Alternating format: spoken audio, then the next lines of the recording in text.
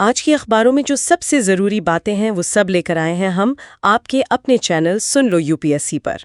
अब चाहे द हिंदू हो, इंडियन एक्सप्रेस हो या सरकारी वेबसाइट्स, हमने सब छान मारा है और लाए हैं सिर्फ वो बातें जो यूपीएससी एग्जाम के लिए वाकई काम आने वाली हैं। सो सिट बैक, रिलैक्स और सुनो वो एनालिसिस जो तुम्हारे मेंस और प्रीलिम्स दोनों में फ़र्क डाल देगा।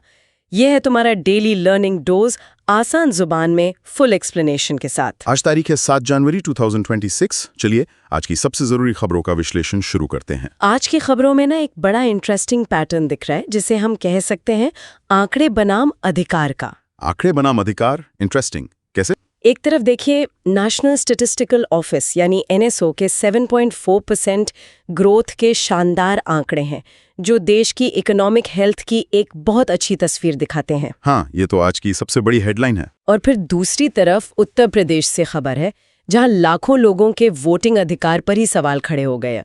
तो ये हुआ ना आंकड़े और अधिकार का टकराव। बिल्कुल, एक तरफ इकोनॉमिक ग्रोथ के आंकड़े, दूसरी तरफ डेमोक्रेटिक राइट्स का सवाल। एग्जैक्टली। और ये थीम आगे भी चलती है। एक तरफ मार्केट में फेयर कंपटीशन के अधिकार की लड़ाई है, तो दूसरी तरफ डिजिटल दुनिया में अपनी डिग्निटी बनाए रखने का अधिकार। तो चलिए आज इसी खींचतान को समझते हैं और शुरुआत करते हैं उन शानदार आंकड़ों से इकोनॉमी में क्या चल रहा है। बिल्कुल सही पकड़ा है। ये आंकड़े बनाम अधिकार की थीम आज की चर्चा को एक बेहतरीन दिशा देगी। तो चलिए सबसे पहले बात करते हैं इकोनॉमी की। जी। आज की सबसे बड़ी हेडलाइन है नेशनल स्टैटिस्टिकल ऑफिस यानी एनएसओ के फर्स्ट एडवांस एस्टिमेट्स। इन्हें शॉर्ट में एफएई कहते हैं। ये फाइनेंशियल ईयर 24-25 के लिए हैं। और हेडलाइन क्या है? हेडलाइन यह है कि एनएसओ का अनुमान है कि इंडियन इकोनॉमी इस साल 7.4% की रियल जीडीपी ग्रोथ रेट से बढ़ने वाली है। 7.4%। ये नंबर सुनने में तो बहुत इंप्रेसिव लगता है, खासकर जब हम सुन रहे हैं कि दुनिया भर की बड़ी इकोनॉमी स्ट्रगल कर रही है। हाँ, ये निश्चित रूप से एक स्ट्रॉन्ग नंबर है। लेकिन एक यूपीएससी एस्पिरेंट के लिए इस हेडलाइन नंबर के पीछे की कहानी समझना जरूरी है। ये फर्स्ट एडवांस एस्टिमेट्स आखिर होते क्या हैं और ये इतने इम्पोर्टेंट क्यों है कि इन पर इतनी चर्चा हो रही है? बहुत जरूरी सवाल है। देखिए, एनएसओ पूरे साल में जीडीपी के कई एस्टिमेट्स जारी करता है। एफएई, जैसा कि नाम से ही पता चलता है, ये पहला अनुमान है। पहला अनुमान? हाँ, इसे बजट पेश होने से कुछ हफ्ते पहले जनवरी के पहले हफ्ते में जारी किया जाता है। इसका सबसे बड़ा और तात्कालिक मकसद है मिनिस्ट्री ऑफ फाइनेंस को यूनियन बजट तैयार करने के लिए एक सॉलिड डेटा पॉइंट देना। अच्छा, मतलब बजट बनाने के लिए ये जानना जरूरी है कि देश की तिजोरी का साइज यानी जीडीपी कितना बड़ा होने वाला है। एग्जैक्टली। सरकार के सारे कैलकुलेशंस, खासकर फिस्कल डेफिसिट यानी राजकोषीय घाटा, जीडीपी के परसेंटेज के तौर पर ही तय होते हैं। राइट। फिस्कल डेफिसिट का फॉर्मूला क्या है? Total expenditure minus total revenue. इस डेफिसिट को जीडीपी के परसेंटेज में दिखाया जाता है। तो अगर आपको डिनोमिनेटर यानी जीडीपी का ही अंदाजा नहीं होगा तो आप डेफिसिट का टारगेट कैसे सेट करेंगे? Make sense. तो एफएई सरकार को वही डिनोमिनेटर देता है। बिल्कुल। ये एक एजुकेटेड गेस है कि फिस्कल ईयर के अंत तक इकोनॉमी कहां स्टैंड करेगी। Educated guess, interesting. पर साल तो भी खत्म भी नहीं हुआ है, फिस्कल ईयर तो मार्च में खत्म होगा। तो एनएसओ ये अनुमान लगाता कैसे है? क्या कोई क्रिस्टल बॉल है उनके पास? क्रिस्टल बॉल तो नहीं, लेकिन उससे काफी क्लोज एक साइंटिफिक मेथड है जिसे बेंचमार्क इंडिकेटर मेथड कहते हैं। Benchmark indicator method? जी, इसमें एनएसओ साल के तैने 7-8 महीनों का डेटा इस्तेमाल करता है। मतलब अप्रैल से लेकर अक्टूबर या नवंबर तक के जो हाई फ्रीक्वेंसी इंडिकेटर्स होते हैं उनका डेटा लिया जाता है। हाई फ्रीक्वेंसी इंडिकेटर्स, ये कौन से इंडिकेटर्स होते हैं? मतलब क्या क्या आता है इसमें? ये वो डेटा पॉइंट्स हैं जो हमें जल्दी जल्दी मिलते हैं, जैसे मंथली या क्वार्टरली। इसमें कई चीजें शामिल हैं, जैसे पहला है index of industrial production, IIP. इससे पता चलता है कि हमारी फैक्ट्रीज में प्रोडक्शन कैसा चल रहा है। ठीक है, मैन्युफैक्चरिंग एक्टिविटी का इंडिकेटर। दूसरा जीएसटी कलेक्शंस। ये बहुत इंपॉर्टेंट इंडिकेटर है। ये दिखाता है कि देश में कंजम्पशन और बिजनेस एक्टिविटी कितनी हो रही है, क्योंकि जितना ज्यादा ट्रांजैक्शन उतना ज्यादा जीएसटी। एग्जैक्टली। फिर तीसरा लिस्टेड प्राइवेट कंपनीज की फाइनेंशियल परफॉर्मेंस। जो कंपनियां स्टॉक मार्केट में लिस्टेड हैं वो अपने क्वार्टरली रिजल्ट्स जारी करती हैं।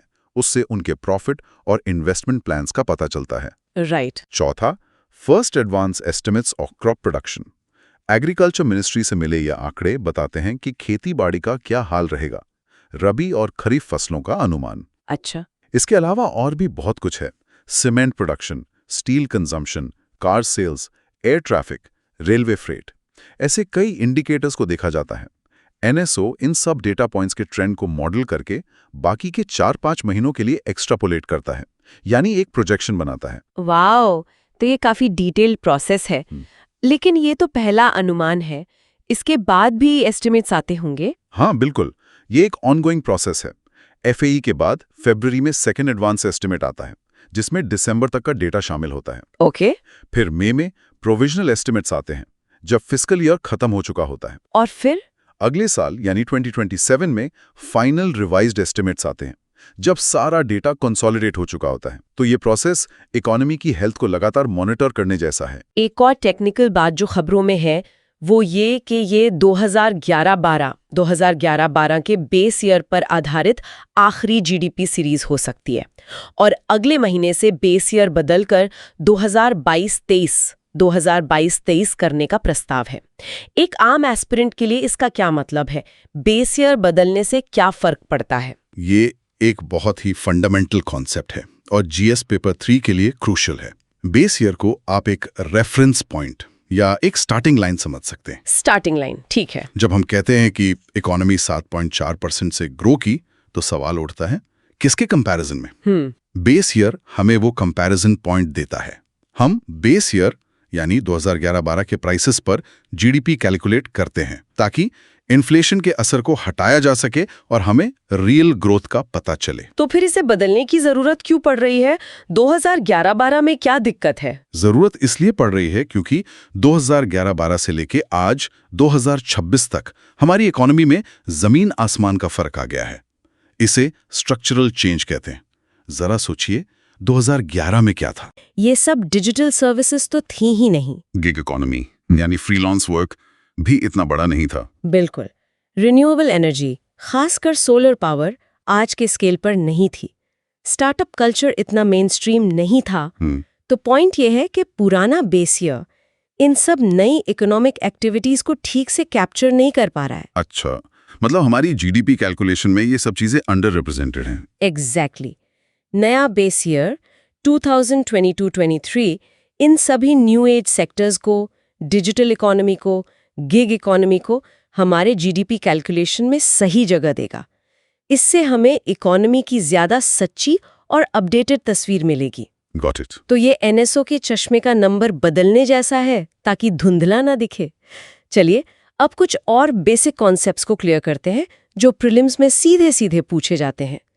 Real GDP versus nominal GDP, क्या अंतर है? इसे एक सिंपल एग्जाम्पल से समझते हैं। मान लीजिए 2025 में एक देश में सिर्फ 10 पेन्स बने और हर पेन की कीमत 10 रुपए थी, तो देश की जीडीपी कितनी हुई?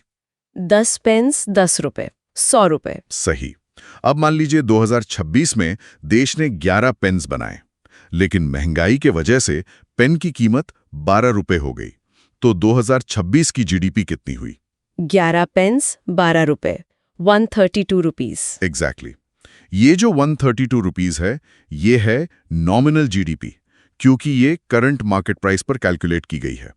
अगर आप सिर्फ नॉमिनल जीडीपी को देखेंगे तो लगेगा इकोनॉमी 32% बढ़ गई, जो कि भ्रामक है। हाँ, क्योंकि इसमें तो इन्फ्लेशन भी शामिल है। बिल्कुल। तो रियल जीडीपी निकालने के लिए हम 2026 के प्रोडक्शन को यानी 11 पेन्स को 2025 के प्राइस से यानी बेस ईयर प्राइस से मल्टीप्लाई करेंगे, ताकि महंगाई का असर हट जाए। तो रियल जीडीपी होगी 11 पेन्स 10 रुपए, 110 रुपए। सही।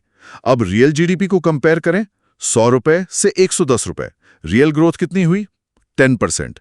ये है असली ग्रोथ। तो रियल जीडीपी हमें प्रोडक्शन में हुई एक्चुअल ग्रोथ बताती है, जबकि नॉमिनल जीडीपी में ग्रोथ और इन्फ्लेशन दोनों शामिल होते हैं। परफेक्ट। लेकिन फिर नॉमिनल जीडीपी का इस्तेमाल कहाँ होता है? क्या ये बस एक कंफ्यूजिंग नंबर है? नहीं, नॉमिनल जीडीपी भी बहुत जरूरी है, खासकर टैक्स कलेक्शन और फिस्कल डेफिसिट जैसे टारगेट्स के लिए। सरकार टैक्स तो करंट प्राइसेस पर ही कलेक्ट करती है, बेस ईयर के प्राइसेस पर नहीं। सही बात है। इसीलिए बजट के कैलकुलेशंस में नॉमिनल जीडीपी का प्रोजेक्शन, जो इस साल 10-11% के आसपास है, बहुत मायने रखता है। क्लियर। एक और टर्म जो हमेशा जीडीपी के साथ आता है वो है जीवीए, यानी ग्रॉस वैल्यू एडेड। ये क्या वाला है? जीवीए इकोनॉमी के सप्लाई साइड यानी प्रोड्यूसर साइड की कहानी बताता है।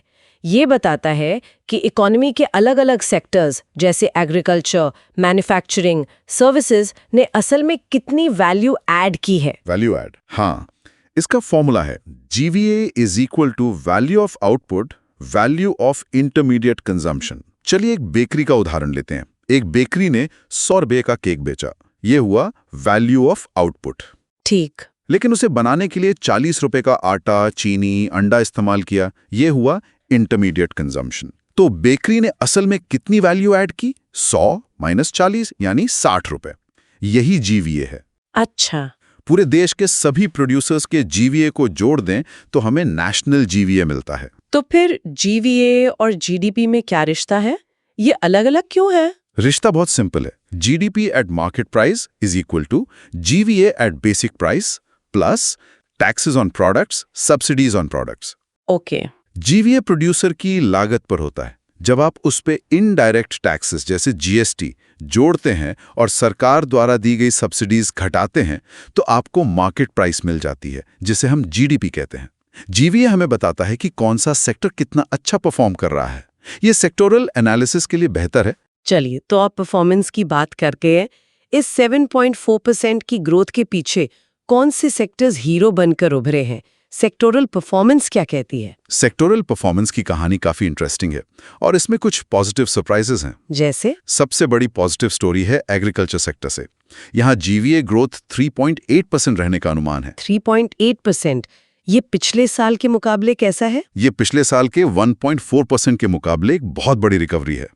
एक अच्छा मॉनसून और अच्छी फसल रूरल इकोनॉमी के लिए बहुत अच्छा संकेत है। इसका मतलब किसानों की इनकम बढ़ेगी और रूरल डिमांड को बूस्ट मिलेगा। बिल्कुल। दूसरा हीरो है मैन्युफैक्चरिंग सेक्टर, जहां 7.7% की GVA ग्रोथ का अनुमान है।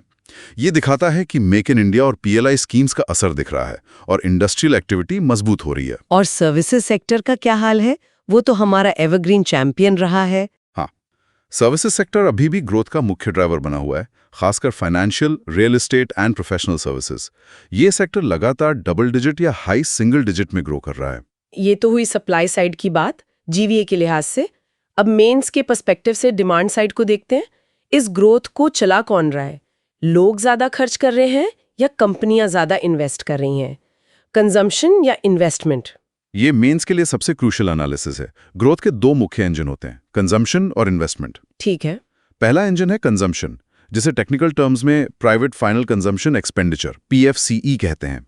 ये हमारी GDP का सबसे बड़ा हिस्सा है, लगभग 56-57%। इसमें मजबूत रिकवरी दिख रही है। मतलब लोग ज्यादा खर्च कर रहे हैं। हाँ, इसका मतलब है कि लोग ज्यादा खर्च कर रहे हैं, गाड़ियां खरीद रहे हैं, छुट्टियों पर जा रहे हैं।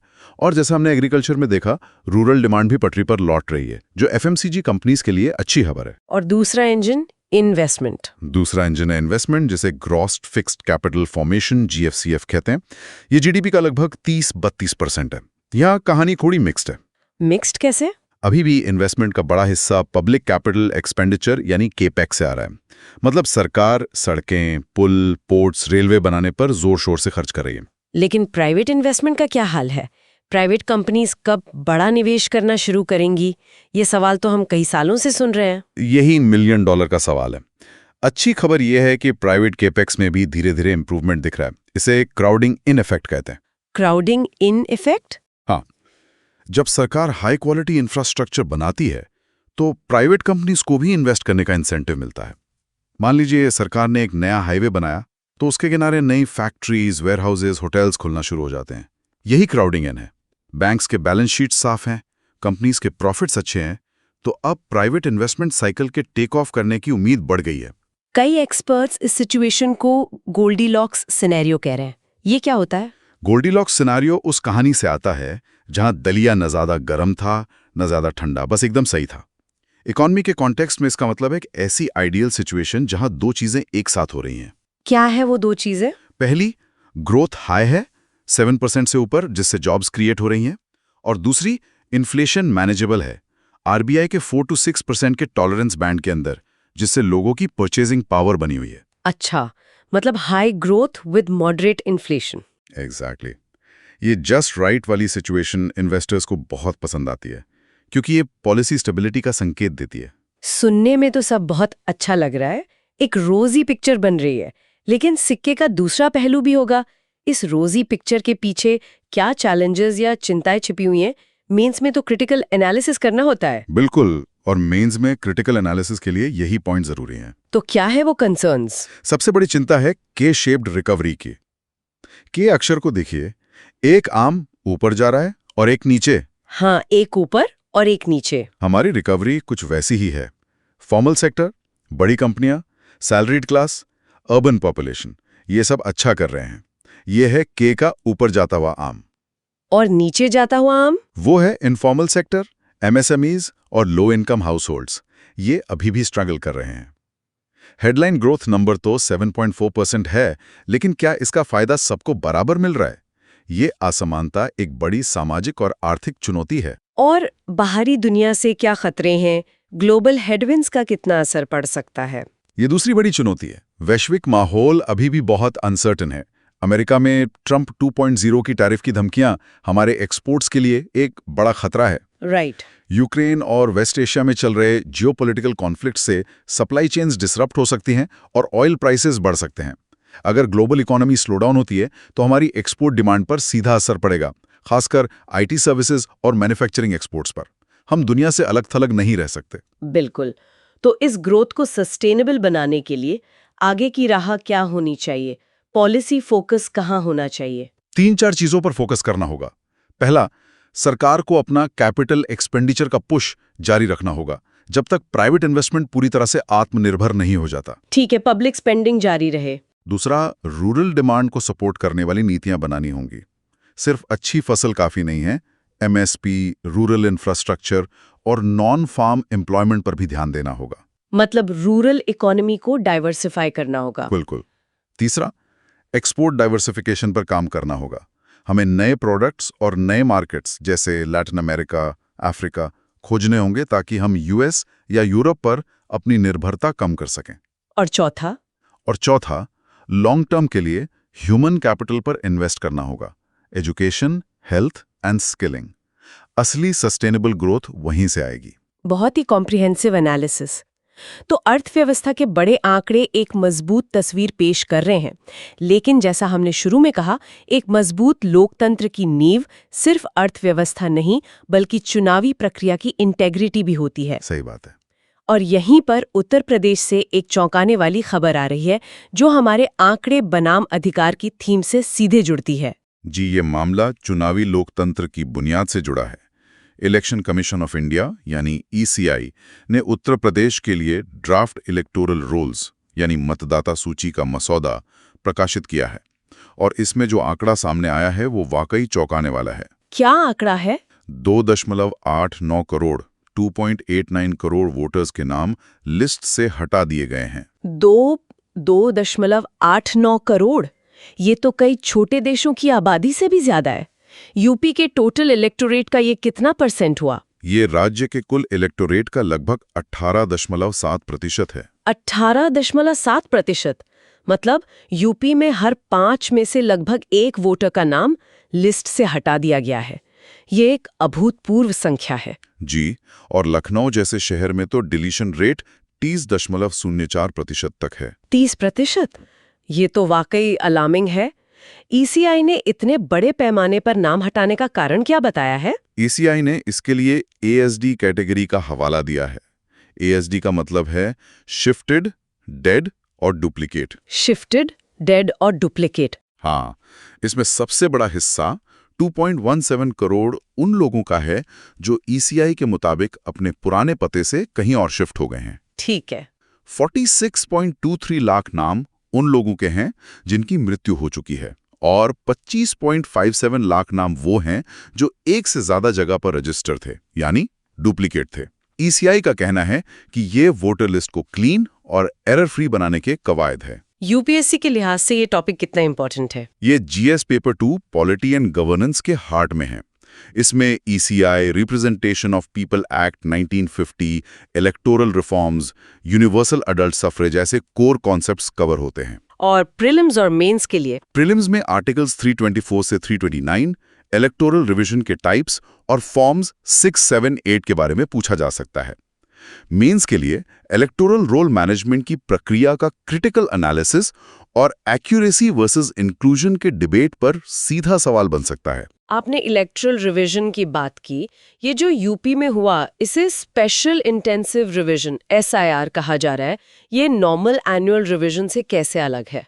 देखिए, ECI का ये संवैधानिक कर्तव्य है कि वो वोटर लिस्ट्स को अपडेटेड रखे। इसके लिए वो हर साल समरी रिवीजन SSR करता है। SSR में ड्राफ्ट रोल पब्लिश होता है और लोग क्लेम्स और ऑब्जेक्शंस फाइल करते हैं। राइट। लेकिन स्पेशल इंटेंसिव रिवीजन SIR एक ज्यादा गहरी और प्रोएक्टिव प्रक्रिया है। इसमें बूथ लेवल ऑफिसर यानी BLO को घर घर जाकर हर वोटर का फिजिकल वेरिफिकेशन करने का मैंडेट होता है। घर घर जाकर वेरिफिकेशन, ये तो बहुत बड़ा काम है। इसका मकसद क्या है? इसका मुख्य उद्देश्य है दशकों से जमा हुए लेगेसी डेटा एरर्स को ठीक करना। कई बार ऐसा होता है कि किसी व्यक्ति की मृत्यु हो गई या वो 20 साल पहले शहर छोड़कर चला गया, लेकिन उसका नाम लिस्ट में चलता रहता है।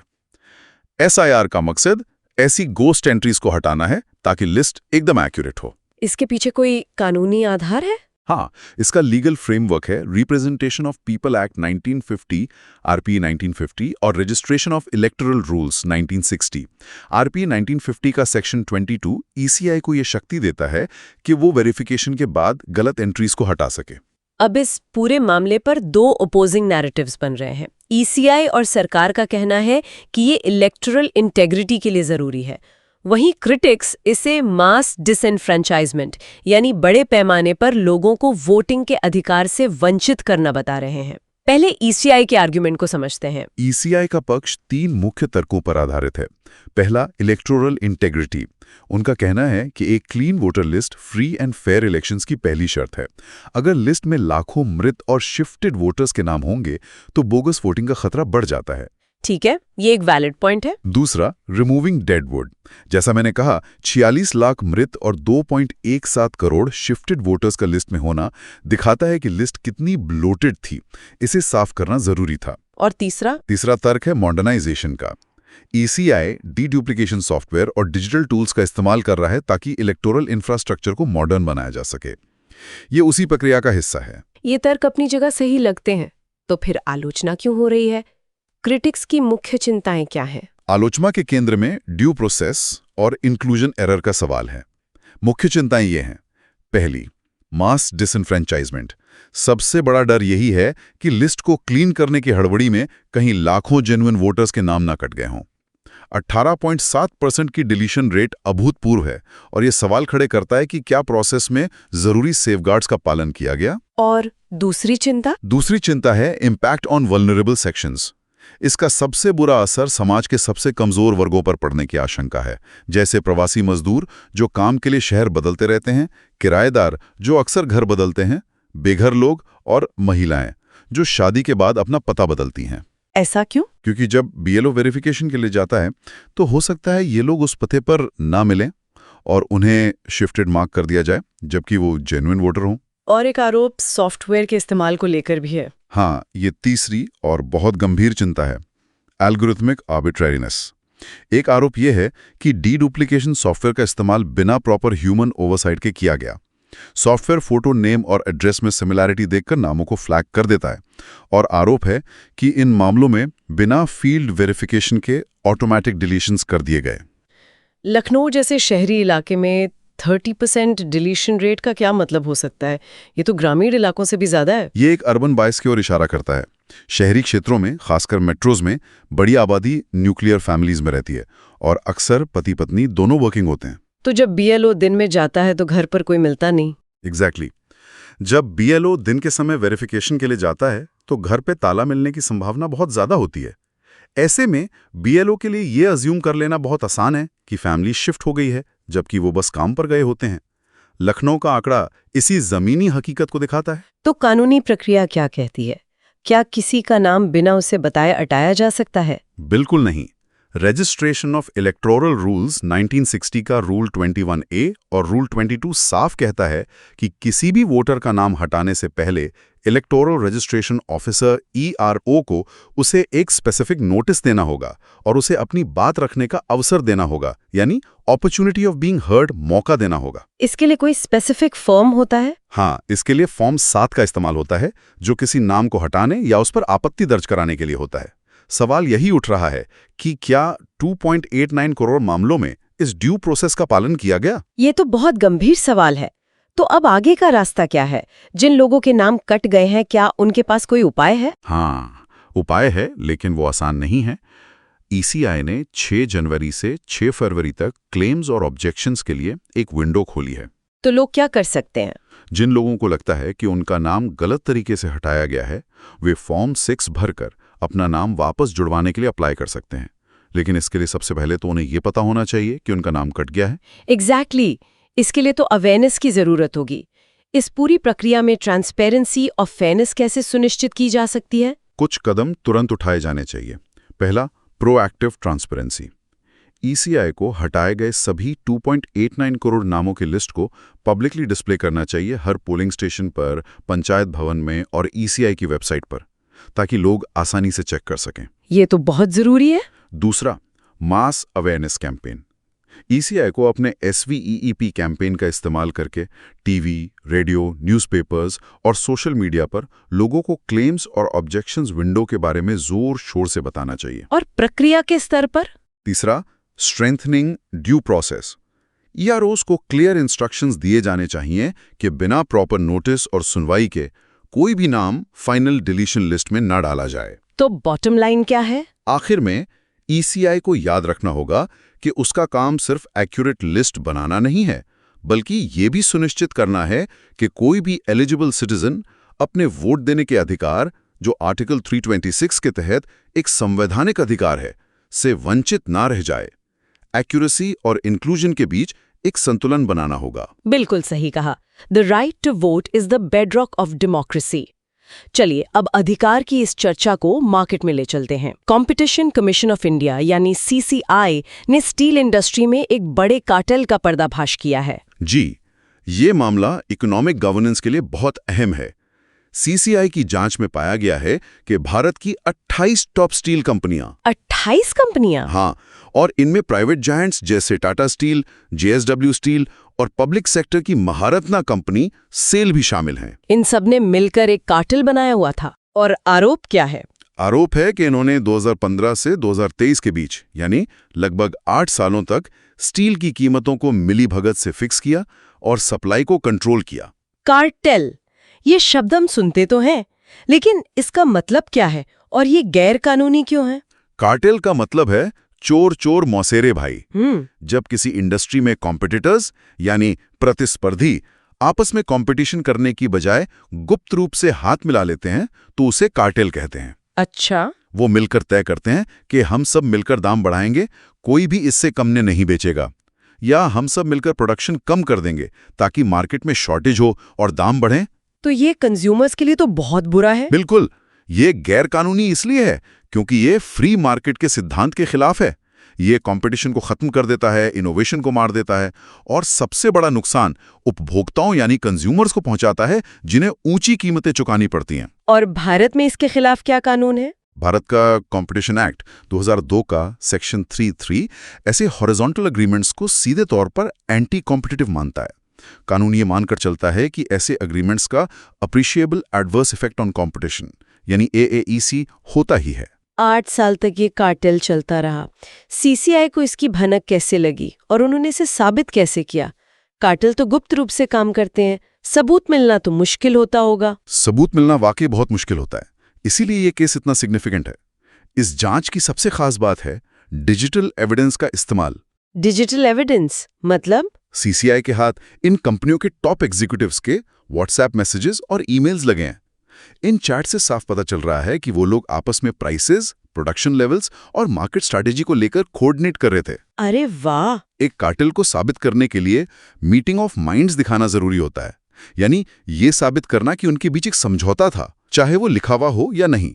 ये डिजिटल एविडेंस वही स्मोकिंग गन है। इस केस में हब एंड स्पोक मॉडल का भी जिक्र है। ये क्या होता है? ये ट्रेडिशनल कार्टेल से कैसे अलग है? हब एंड स्पोक कार्टेल का एक ज्यादा सोफिस्टिकेटेड मॉडर्न वर्जन है। इसे ऐसे समझिए, बताइए। ट्रेडिशनल कार्टेल में सभी कंपेटिटर्स, जिन्हें हम स्पोक्स कह सकते हैं, सीधे एक दूसरे से बात करते हैं और साठगांठ करते हैं। ठीक है, डायरेक्ट कम्युनिकेशन। हाँ, लेकिन हब एंड स्पोक कार्टेल में स्पोक सीधे एक दूसरे से बात नहीं करते हैं। वे एक सेंट्रल एंटिटी यानी हब के जरिए इंफॉर्मेशन एक्सचेंज करते हैं। और ये हब कौन हो सकता है? ये हब कोई ट्रेड एसोसिएशन, कोई कंसल्टेंट या कोई कॉमन सप्लायर हो सकता है। हब सभी स्पोक्स से डेटा कलेक्ट करता है और फिर सबके बीच कोऑर्डिनेशन बनाता है। इससे डायरेक्ट कम्युनिकेशन अवॉइड हो जाता है और कार्टेल को पकड़ना बहुत मुश्किल हो जाता है। सीसीआई को शक है कि इस मामले में कुछ रीजनल इंडस्ट्री ग्रुप्स ने हब का काम किया। इस स्टील कार्टेल का हमारी इकोनॉमी पर क्या असर पड़ रहा था? ये सिर्फ कुछ कंपनियों के प्रॉफिट का मामला है या इसका असर आम आदमी पर भी पड़ता है?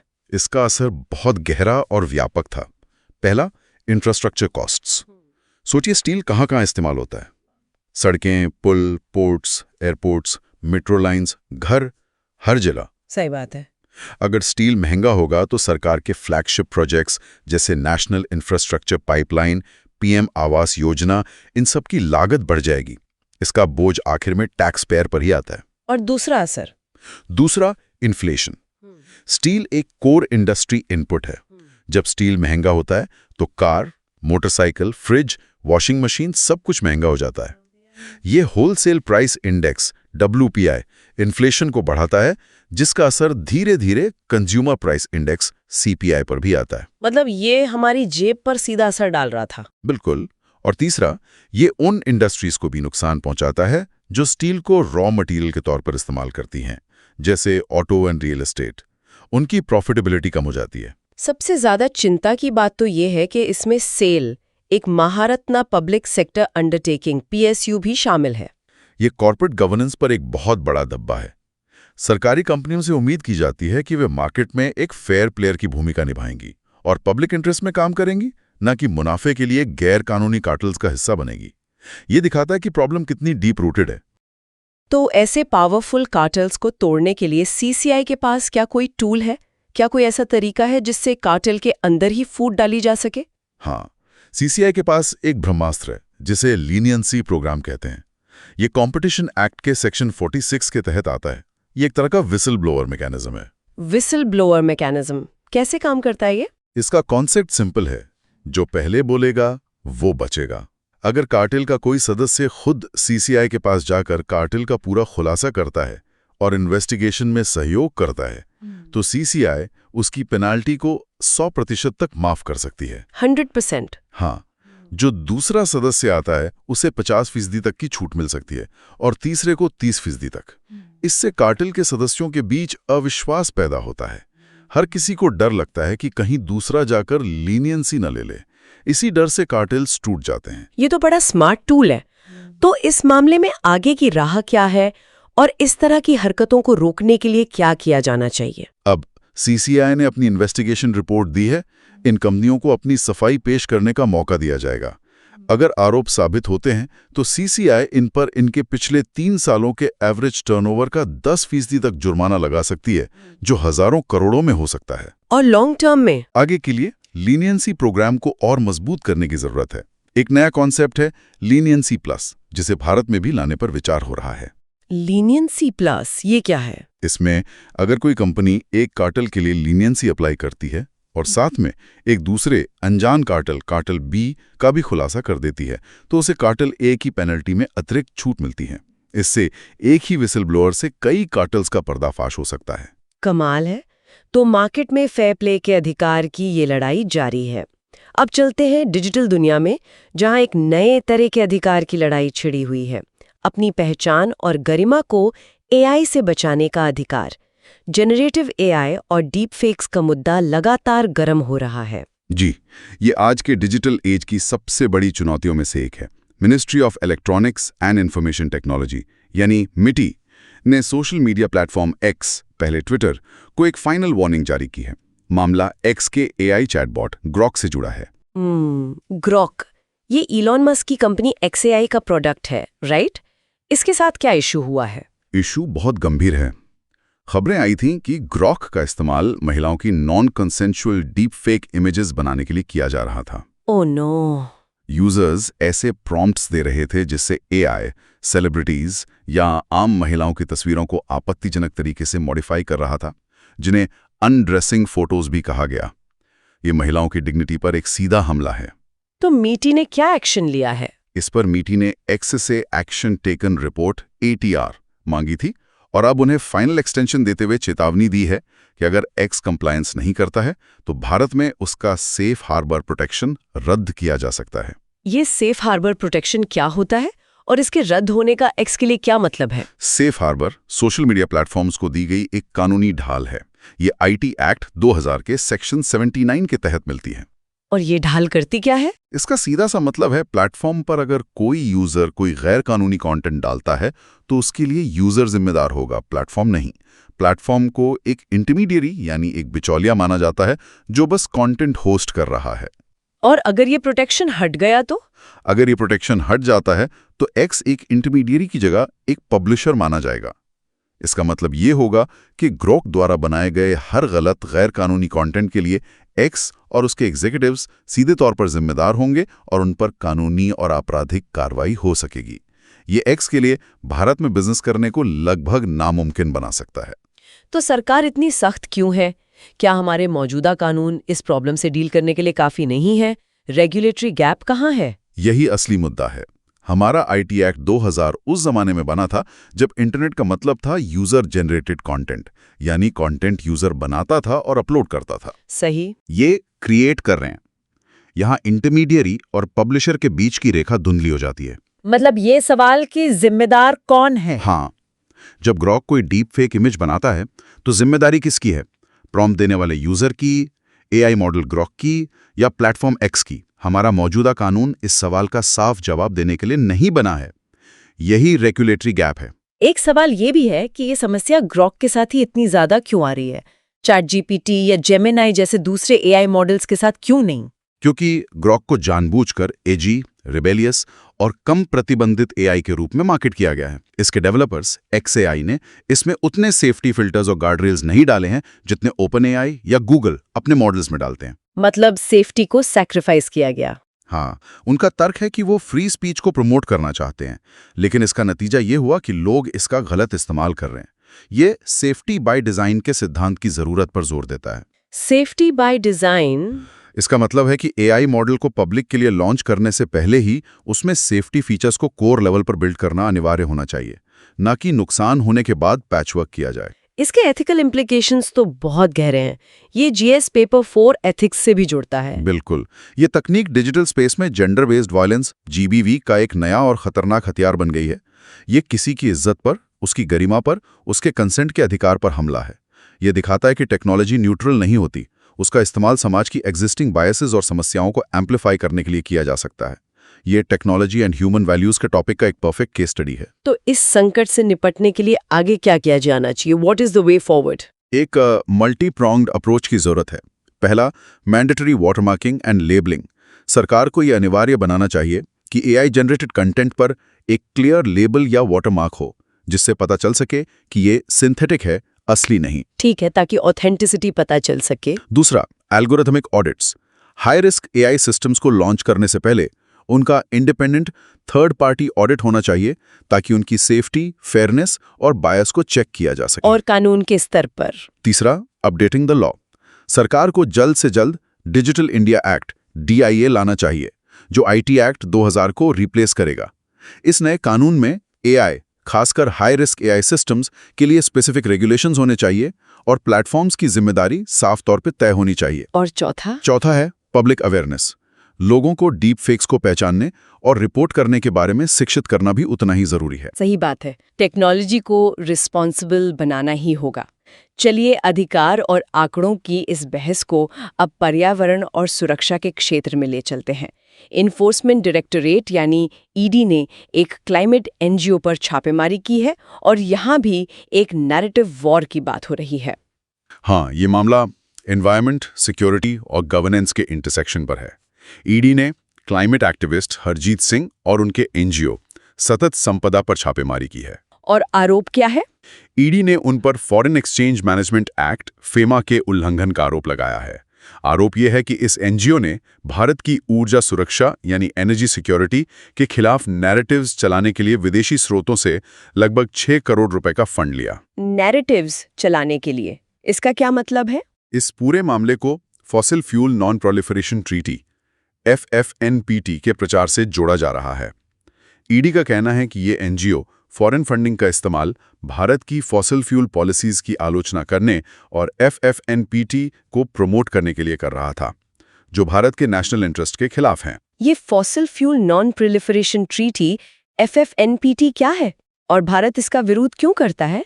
FFNPT nuclear non proliferation treaty की तर्ज पर एक ग्लोबल सिविल सोसाइटी इनिशिएटिव है। इसकी 3 मुख्य मांगे हैं। क्या है वो मांगे? पहली, नॉन प्रोलिफरेशन यानी नए कोयला, तेल और गैस एक्सप्लोरेशन पर तत्काल रोक लगाना। दूसरी, फेज आउट यानी मौजूदा फॉसिल फ्यूल प्रोडक्शन को धीरे धीरे फेयर तरीके से फेज आउट करना। और तीसरी, जस्ट ट्रांजिशन यानी रिन्यूएबल एनर्जी की तरफ एक जस्ट ट्रांजिशन को फंड करना। ये तो सुनने में एनवायरमेंटल पॉइंट ऑफ व्यू से अच्छा लगता है, तो भारत इसका विरोध क्यों करता है? भारत का तर्क क्लाइमेट जस्टिस और common but differentiated responsibilities CVDR के सिद्धांत पर आधारित है। भारत कहता है कि हमारी 70% से ज्यादा बिजली अभी भी कोयले से बनती है। हमारी इकोनॉमिक ग्रोथ और गरीबी मिटाने के लिए सस्ती ऊर्जा जरूरी है। मतलब हम फॉसिल फ्यूल्स को अचानक फेज आउट नहीं कर सकते। हाँ, हम फेज डाउन करेंगे, यानी धीरे धीरे कम करेंगे, फेज आउट नहीं। भारत का दूसरा तर्क ये है कि क्लाइमेट चेंज की ऐतिहासिक जिम्मेदारी विकसित देशों की है, जिन्होंने 150 सालों तक फॉसिल फ्यूल्स जलाकर विकास किया। अब वो विकासशील देशों को विकास के इस रास्ते से रोक नहीं सकते। Right, the CBDR principle. Exactly. असली जरूरत फॉसिल फ्यूल्स पर रोक लगाने की नहीं, बल्कि डेवलप्ड कंट्रीज द्वारा डेवलपिंग कंट्रीज को क्लीन एनर्जी के लिए फाइनेंस और टेक्नोलॉजी ट्रांसफर करने की है। इस मामले में ईडी ने फेमा के तहत कार्रवाई की है, FCRA के तहत क्यों नहीं? इन दोनों कानूनों में क्या अंतर है? ये प्रीलिम्स के लिए इंपॉर्टेंट हो सकता है। एक बहुत इंपॉर्टेंट लीगल डिस्टिंक्शन है। FCRA यानी foreign contribution regulation act ministry of home affairs MHA के तहत आता है। और ये नेशनल सिक्योरिटी से जुड़ा है? हाँ, इसका उल्लंघन एक क्रिमिनल ऑफेंस है, जिसमें जेल भी हो सकती है।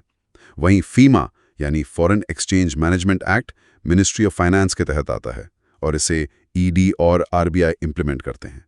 ये क्रॉस बॉर्डर ट्रेड और पेमेंट्स को रेगुलेट करता है।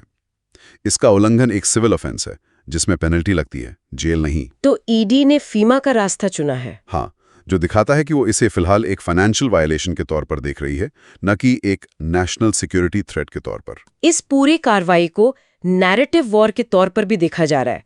इसका क्या मतलब है? इसका मतलब है कि जांच एजेंसियां और सरकार अब कुछ तरह के एक्टिविज्म को सिर्फ डिसेंट के तौर पर नहीं, बल्कि एक इकोनॉमिक वॉरफेयर के हिस्से के रूप में देख रही हैं। Economic warfare? हाँ, उनका मानना है कि कुछ विदेशी ताकतें NGOs को फंड करके भारत के डेवलपमेंटल प्रोजेक्ट्स जैसे thermal power plants, mines, dams के खिलाफ माहौल बनवाती हैं, ताकि भारत का विकास रुक सके। ये एनवायरमेंटल डिस्कोर्स का सिक्योरिटाइजेशन है, जहां पर्यावरण के मुद्दों को राष्ट्रीय सुरक्षा के चश्मे से देखा जा रहा है। तो यहाँ भी 2 अपोजिंग व्यूज हैं, climate justice versus energy poverty. बिल्कुल। एक्टिविस्ट का कहना है कि 1.5 डिग्री के लक्ष्य को पाने के लिए FFNPT जैसी संधियां जरूरी हैं।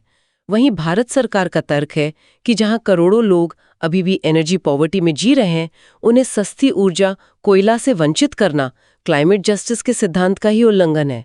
और क्रिटिक्स ये भी कह रहे हैं कि ऐसी कार्रवाइयों से सिविल सोसाइटी स्पेस यानी सरकार की नीतियों पर सवाल उठाने की जगह सिकुड़ रही है। अब चलते हैं इंफ्रास्ट्रक्चर और इंटरनेशनल रिलेशंस के मिले जिले टॉपिक पर।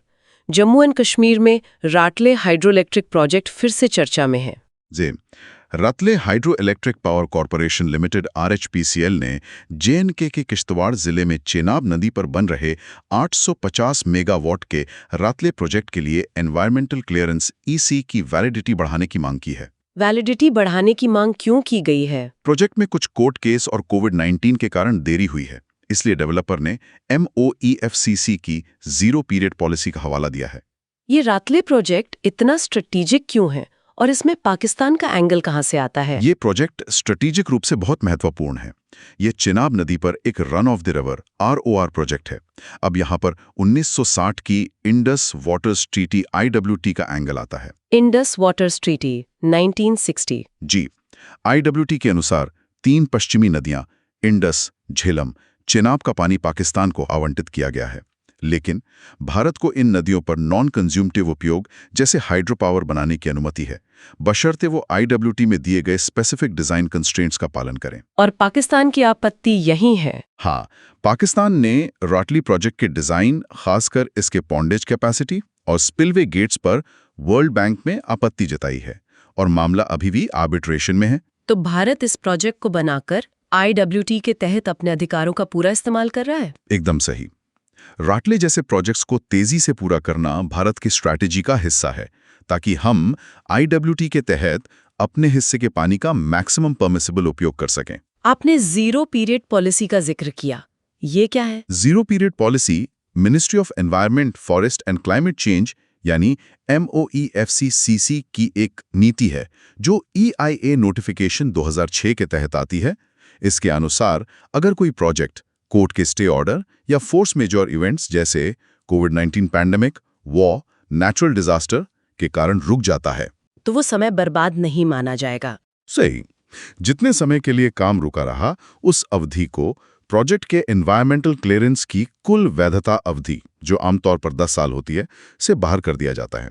इससे डेवलपर्स को वो खोया हुआ समय वापस मिल जाता है। लेकिन इस प्रोजेक्ट को लेकर एनवायरमेंटल कंसर्न्स भी तो हैं। हाँ, ये सिक्के का दूसरा पहलू है। चिनाब घाटी, जहां ये प्रोजेक्ट बन रहा है, एक हाई साइस्मिक जोन 4 और 5 में आती है। इतने बड़े पैमाने पर कंस्ट्रक्शन, टनलिंग और मक डंपिंग यानी मलबा फेंकना से लैंडस्लाइड्स, फ्लैश फ्लड्स और लोकल इकोलॉजी पर गंभीर असर पड़ने का खतरा है। तो यहाँ स्ट्रेटेजिक इंटरेस्ट, डेवलपमेंटल नीड्स और एनवायरमेंटल कंसर्न्स के बीच एक बहुत ही डेलिकेट बैलेंस साधने की जरूरत है। बिल्कुल। अब बात करते हैं जुडिशरी और इकोनॉमी के एक और इंटरसेक्शन की। सुप्रीम कोर्ट ने स्पेशल इकोनॉमिक जोन्स SEZs में कस्टम्स ड्यूटी को लेकर एक बड़ा फैसला सुनाया है। जी, ये अदानी पावर से जुड़ा एक लैंडमार्क केस है। सुप्रीम कोर्ट ने फैसला सुनाया है कि स्पेशल इकोनॉमिक जोन SEZ से डोमेस्टिक टैरिफ एरिया DTA में भेजी गई बिजली पर कस्टम्स ड्यूटी लगाना गैर कानूनी था। यह फैसला 2010 से 2016 की अवधि के लिए है। और कोर्ट ने अदानी पावर को राहत दी है। हाँ, कोर्ट ने कहा है कि उनसे वसूली गई ड्यूटी उन्हें वापस की जाए। पहले बेसिक्स क्लियर करते हैं। SEZ और DTA क्या होते हैं?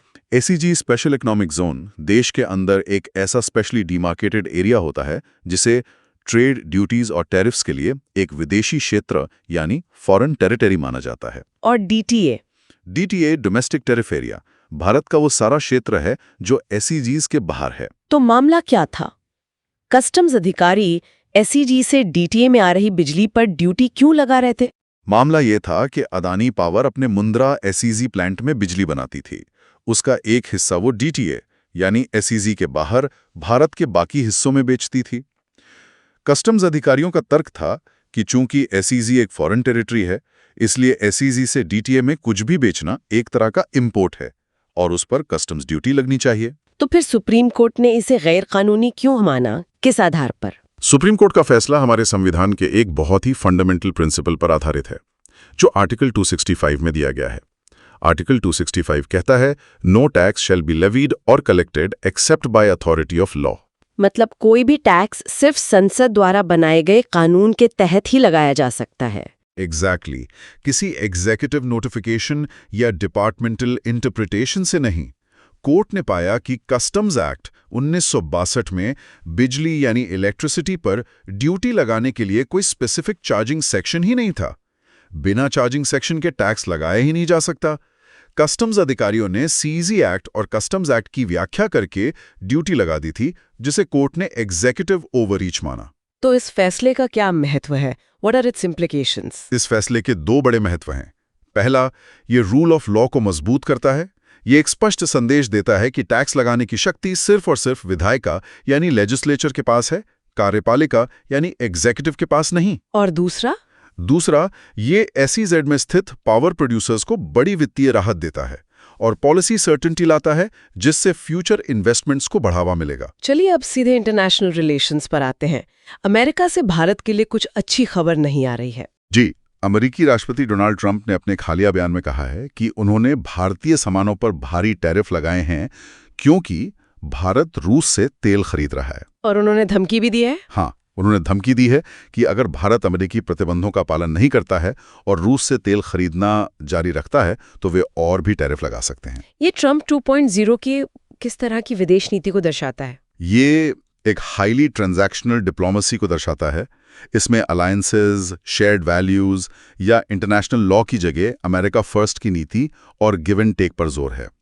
टैरिफ का इस्तेमाल एक हथियार यानी वेपनाइजेशन ऑफ ट्रेड के रूप में किया जा रहा है ताकि दूसरे देशों को अमेरिका की बात मानने पर मजबूर किया जा सके। इस पर भारत का कंसिस्टेंट स्टैंड क्या रहा है? भारत ने हमेशा अपनी स्ट्रेटेजिक ऑटोनॉमी यानी रणनीतिक स्वायत्ता पर जोर दिया है। भारत का कहना है कि रूस से सस्ता तेल खरीदना हमारी ऊर्जा सुरक्षा यानी एनर्जी सिक्योरिटी और इकोनॉमिक स्टेबिलिटी के लिए एक राष्ट्रीय जरूरत है। भारत किसी एक देश के दबाव में आकर अपनी विदेश नीति तय नहीं करता। और हमने ये भी कहा है कि इससे ग्लोबल मार्केट स्टेबलाइज होता है। बिल्कुल, भारत ने ये भी तर्क दिया है कि उसके रूस से तेल खरीदने से ग्लोबल ऑयल प्राइसेस को स्थिर रखने में मदद मिलती है, जिसका फायदा अमेरिका समेत सभी देशों को होता है। अगर अमेरिका सच में और टैरिफ लगाता है तो इसका भारत पर क्या आर्थिक प्रभाव पड़ेगा? इसका काफी नकारात्मक प्रभाव पड़ सकता है। Textiles, James and jewellery, pharma, IT services जैसे हमारे की एक्सपोर्ट सेक्टर्स को नुकसान हो सकता है। ये इस बात पर जोर देता है कि भारत को ट्रेड डाइवर्सिफिकेशन की कितनी जरूरत है। मतलब हमें दूसरे मार्केट्स ढूंढने होंगे। हाँ, हमें यूके, ईयू और ऑस्ट्रेलिया जैसे दूसरे बड़े बाजारों के साथ अपने free trade agreements FTA negotiations को तेजी से पूरा करना चाहिए ताकि हम किसी एक देश पर अपनी निर्भरता कम कर सकें और इस तरह के रिस्क्स को मिटिगेट कर सकें। बिल्कुल, ट्रेड बास्केट में सारे अंडे एक जगह नहीं रखने चाहिए। अब सोशल जस्टिस और लेबर राइट्स की बात करते हैं। केरल से एक बहुत ही प्रोग्रेसिव बिल पर चर्चा की खबर है, राइट टू डिस्कनेक्ट। जी, केरल विधानसभा में राइट टू डिस्कनेक्ट बिल 2025 पर चर्चा हो रही है। अगर ये कानून बन जाता है तो ये कर्मचारियों को एक कानूनी अधिकार देगा कि वे वर्किंग आवर्स के बाद अपने ऑफिस से जुड़े कॉल्स, मैसेजेस और ईमेल्स को इग्नोर कर सकें। और ऐसा करने पर उन पर कोई एक्शन नहीं होगा? हाँ, और ऐसा करने पर उन पर कोई डिसिप्लिनरी एक्शन नहीं लिया जा सकेगा। इसकी जरूरत क्यों महसूस की जा रही है? ये ऑलवेज ऑन कल्चर आया कहाँ से? इसकी जरूरत खासकर पोस्ट पैंडेमिक वर्क कल्चर के कारण महसूस हुई है।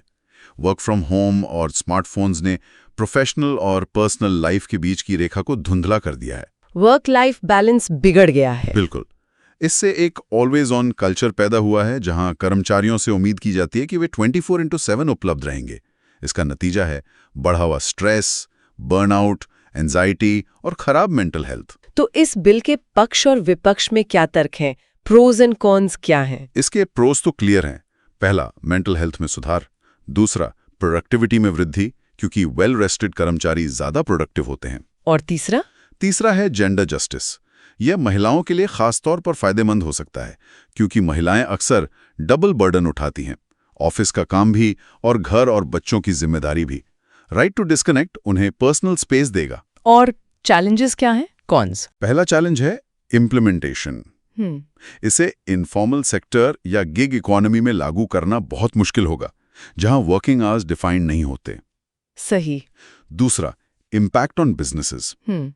स्टार्टअप्स और ग्लोबल कंपनीज जो अलग अलग टाइम जोन्स में काम करती हैं उनके लिए ये रिस्ट्रिक्टिव हो सकता है। और तीसरा, ये सिर्फ कानून बनाने से नहीं होगा, इसके लिए कॉर्पोरेट कल्चर में एक बड़ा बदलाव लाना होगा जहां प्रोडक्टिविटी को घंटों से नहीं बल्कि आउटपुट से मापा जाए। चलिए अब कुछ संक्षिप्त समाचारों पर नजर डालते हैं जो प्रीलिम्स के लिए इम्पोर्टेंट हो सकते हैं। डिफेंस सेक्टर से क्या खबर है? इंडियन कोस्ट गार्ड में ICGS समुद्र प्रताप को कमीशन किया गया है। ये भारत का पहला स्वदेशी पोल्यूशन कंट्रोल वेसल PCV है। Pollution control vessel? जी, इसे गोवा शिपयार्ड लिमिटेड ने बनाया है। इसका मुख्य काम समुद्र में ऑयल स्पिल्स को रोकना और साफ करना है। यह हमारी ब्लू इकोनॉमी और मरीन बायोडाइवर्सिटी की सुरक्षा के लिए खासकर बिजी सी लेन्स में बहुत जरूरी है। कल्चर और हिस्ट्री से भी एक इंटरेस्टिंग खबर है। जी, कोची में इंटरनेशनल स्पाइस रूट्स कॉन्फ्रेंस का आयोजन हो रहा है। इसका मकसद भारत के प्राचीन व्यापार मार्गों, खासकर मसालों के व्यापार के रास्ते को पुनर्जीवित करना है। और इसमें फोकस किस पर है? इसमें खास फोकस मुजरिस पोर्ट पर है। मुजरिस संगम युग में चेरा राजाओं के तहत एक बहुत बड़ा बंदरगाह था जो आज के केरल में स्थित था। इसे रोमन्स के साथ काली मिर्च और दूसरे मसालों के व्यापार के लिए फर्स्ट एम्पोरियम ऑफ इंडिया भी कहा जाता था। इसका उल्लेख अकानानुरू और पुरानानुरू जैसे संगम ग्रंथों में भी मिलता है। और गवर्नेंस और इकोनॉमी से जुड़ी क्या खबर है? गुवाहाटी में नेशनल टेक्सटाइल्स मिनिस्टर्स कॉन्फ्रेंस का आयोजन होने जा रहा है। इसका लक्ष्य है 2030 तक भारत की टेक्सटाइल इंडस्ट्री को $350 बिलियन का और एक्सपोर्ट्स को $100 बिलियन का बनाना। इसमें पीएम मित्रा पार्क्स और टेक्निकल टेक्सटाइल्स जैसी योजनाओं पर चर्चा होगी। चलिए, अब आज की लंबी और डिटेल चर्चा के आधार पर प्रीलिम्स के लिए कुछ क्विक फैक्ट्स को रिवाइज कर लेते हैं। One liners. जरूर। पहला, ICGS समुद्र प्रताप, भारत का पहला स्वदेशी pollution control vessel PCV, Goa shipyard द्वारा निर्मित। दूसरा, मुजरिस, प्राचीन चेर बंदरगाह, केरल, रोम के साथ काली मिर्च के व्यापार के लिए प्रसिद्ध। 1341 में पेरियार नदी में आई बाढ़ में नष्ट हो गया था। तीसरा, article 265, no tax shall be levied और collected except by authority of law. चौथा, section 33 of competition act cartels को एंटी कॉम्पिटिटिव मानता है और प्रिज्यूम करता है कि उनका appreciable adverse effect on competition AAEC होता है। पांचवा, सतत संपदा, ED द्वारा raided NGO fossil fuel non proliferation treaty से जुड़े होने का आरोप। छठा, ग्रॉक, XAI का AI चैटबॉट डीप फेक्स बनाने के लिए जांच के दायरे में। सातवां, रातेल हाइड्रो प्रोजेक्ट, चिनाब नदी, किश्तवाड़ा JNK पर 850 MW का run of the river project. आठवां, फॉर्म 7 इलेक्टोरल रोल्स से नाम हटाने या आपत्ति दर्ज कराने के लिए इस्तेमाल होने वाला स्टैट्यूटरी फॉर्म। नवां, base year for GDP, NSO वर्तमान में 2011-12, 2011-12 का उपयोग करता है। 2022-23, 2022-23 में शिफ्ट करने का प्रस्ताव है। और 10वां, टंगालिया वीविंग, गुजरात सुरेंद्रनगर की 700 साल पुरानी GI टैग्ड हथकरघा कला जो अपने दाना पैटर्न के लिए प्रसिद्ध है। बहुत अच्छे। अब आते हैं मेंस प्रैक्टिस क्वेश्चंस पर। आज की चर्चा से 2 सवाल। पहला सवाल GS पेपर 3 से है। The Competition Commission of India (CCI) plays a pivotal role in ensuring fair markets, yet cartels continue to persist in core sectors like steel. Discuss the challenges in antitrust enforcement in India and evaluate the efficacy of the leniency program in breaking such cartels. 250 शब्द। इसका answer कैसे structure करना चाहिए? इसका structure simple रख सकते हैं। Introduction में कार्टेल को कॉम्पिटिशन एक्ट के सेक्शन 3 के तहत डिफाइन करें और हाल की स्टील कार्टेल जांच का जिक्र करके कॉन्टेक्स्ट सेट करें। ठीक है, इंट्रोडक्शन हो गया। फिर बॉडी के पहले पार्ट में एंटी ट्रस्ट इन्फोर्समेंट में चैलेंजेस पर बात करें, जैसे सबूतों का बोझ, लंबी जांच प्रक्रिया, हब एंड स्पोक जैसे मॉडर्न कार्टेल्स और कॉर्पोरेट इन्फ्लुएंस। और बॉडी के दूसरे पार्ट में लीनियंसी प्रोग्राम की एफिकेसी का मूल्यांकन करें। ये कैसे काम करता है, इसकी सफलता क्या रही है और क्या ये काफी है, दोनों पहलुओं पर बात करें। और कंक्लूजन में एक फॉरवर्ड लुकिंग नोट पर खत्म करें। बताएं कि CCI को और पावर्स देने, लीनियंसी प्लस रिजीम को लागू करने और तेज न्याय सुनिश्चित करने की जरूरत है। शानदार ब्रेकडाउन। और दूसरा सवाल GS पेपर 2 से। Accuracy of electoral rolls is the bedrock of free and fair elections, but mass deletions raise concerns of disenfranchisement. Analyze the recent Special Intensive Revision SIR in Uttar Pradesh in light of the constitutional mandate of the Election Commission. 150 शब्द। ये 150 शब्दों का सवाल है, तो to the point रहना होगा। Introduction में ECI के कॉन्स्टिट्यूशनल मैंडेट आर्टिकल 324 का जिक्र करें और यूपी SIR में हुए 2.89 करोड़ डिलीशंस का संदर्भ दें। और बॉडी में एक बैलेंस्ड एनालिसिस करें। SIR की जरूरत क्यों है, इलेक्टोरल इंटेग्रिटी, लेगेसी एरर्स और इससे जुड़ी चिंताएं क्या हैं, मास डिसइनफ्रेंचाइजमेंट, वल्नरेबल सेक्शंस पर प्रभाव, ड्यू प्रोसेस पर सवाल। और कंक्लूजन में यह कहते हुए समाप्त करें कि एक्यूरेसी और इंक्लूजन के बीच संतुलन साधना ECI की सबसे बड़ी जिम्मेदारी है। सटीकता समावेशन की कीमत पर नहीं आनी चाहिए। ट्रांसपेरेंसी और अवेयरनेस जैसे उपाय सुझाएं। बेहतरीन। अब समय है आज के क्विज का। 5 सवाल आज की चर्चा से। मैं सवाल पूछूंगी और आप जवाब और एक्सप्लेनेशन देंगे। Let's do it. पहला सवाल, फर्स्ट एडवांस्ड एस्टिमेट्स FAE के बारे में इन कथनों पर विचार करें। 1. यह RBI द्वारा जारी किया जाता है। 2. ये केंद्र सरकार के बजट अभ्यास के लिए ज़रूरी इनपुट है। 3. ये बेंचमार्क इंडिकेटर मेथड का उपयोग करता है। सही कथन चुनें। A. केवल 1, B. केवल 2 और 3, C. केवल 1 और 3, D. 1, 2 और 3। इसका सही जवाब है बी, केवल 2 और 3। कथन 1 गलत है क्योंकि FAE को NSO नेशनल स्टैटिस्टिकल ऑफिस जारी करता है, RBI नहीं। बाकी दोनों कथन सही हैं। दूसरा सवाल, रैटल हाइड्रो इलेक्ट्रिक प्रोजेक्ट किस नदी पर स्थित है? A. Jhelum, B. Chenab, C. Ravi, D. Sutlej. सही जवाब है बी, चेनाब। ये चेनाब नदी पर किश्तवाड़, JNK में स्थित है। तीसरा सवाल, कंपटीशन एक्ट 2002 के संदर्भ में 1. Section 3 abuse of dominant position को प्रतिबंधित करता है। दूसरा, कार्टेल्स का appreciable adverse effect on competition AAEC माना जाता है। तीसरा, लीनियंसी प्रोग्राम कार्टेल सदस्यों को कम दंड की अनुमति देता है। सही कथन चुनें। A. 1 और 2, B. 2 और 3, C. 1 और 3, D. 1, 2 और 3। सही जवाब है बी, 2 और 3। कथन 1 गलत है। सेक्शन 3 एंटी कॉम्पिटिटिव एग्रीमेंट्स जैसे कार्टेल से संबंधित है। Abuse of dominant position section 4 में कवर होता है। बाकी दोनों कथन सही हैं। चौथा सवाल, प्राचीन बंदरगाह शहर मुजिरिस की पहचान किस आधुनिक राज्य से की जाती है? A. Tamil Nadu, B. Kerala, C. Andhra Pradesh, D. Karnataka. सही जवाब है बी, केरल। मुजिरिस केरल का एक प्रमुख चेर बंदरगाह था जो रोमन्स के साथ मसालों के व्यापार का केंद्र था। और आखिरी पांचवा सवाल, जीरो पीरियड पॉलिसी जो कभी-कभी इंफ्रास्ट्रक्चर प्रोजेक्ट्स के संबंध में खबरों में देखी जाती है, का क्या मतलब है? A. प्रोजेक्ट अवार्ड होने से पहले का समय, B. कोर्ट स्टे या फोर्स मेजॉर के कारण क्लियरेंस की वैधता से बाहर की गई अवधि, C. स्टार्टअप्स के लिए tax holiday period, D. Project के जीवन काल में जीरो कार्बन एमिशंस की अवधि। इसका सही जवाब है बी। ये मुकदमेबाजी या कोविड जैसे कारणों से खोए हुए समय को एनवायरमेंटल क्लियरेंस की वैधता से बाहर करने की अनुमति देता है। बहुत बढ़िया। तो चलिए आज की इस बहुत ही डिटेल्ड चर्चा को समाप्त करते हैं। आज के मुख्य बिंदु क्या रहे? आज हमने देखा कि NSO के अनुमानों के अनुसार भारतीय अर्थव्यवस्था 7.4% की एक मजबूत दर से बढ़ रही है, लेकिन के-शेप्ड रिकवरी जैसी चुनौतियां भी हैं। पॉलिटी में हमने यूपी में 2.89 करोड़ मतदाताओं के नाम हटाए जाने के गंभीर मुद्दे और इलेक्टोरल इंटेग्रिटी वर्सेस इंक्लूजन की बहस को समझा। CCI ने स्टील कार्टेल पर एक बड़ा फैसला सुनाया जो फेयर मार्केट कंपटीशन के लिए महत्वपूर्ण है। साइंस एंड टेक में AI और डीप फेक्स पर सरकार की सख्ती बढ़ रही है और नए कानून की जरूरत महसूस हो रही है। और अंत में हमने सुप्रीम कोर्ट के SEZ पर दिए गए महत्वपूर्ण फैसले को भी एनालाइज किया जो रूल ऑफ लॉ को अपहोल्ड करता है। आज की मेहनत कल की कहानी बदल देगी। अगर ये सेशन अच्छा लगा तो लाइक, शेयर और कमेंट जरूर करो और सब्सक्राइब करो सुन लो UPSC को। 299 रुपीस मेंबरशिप ज्वाइन करके एक्सक्लूसिव कंटेंट का एक्सेस लो।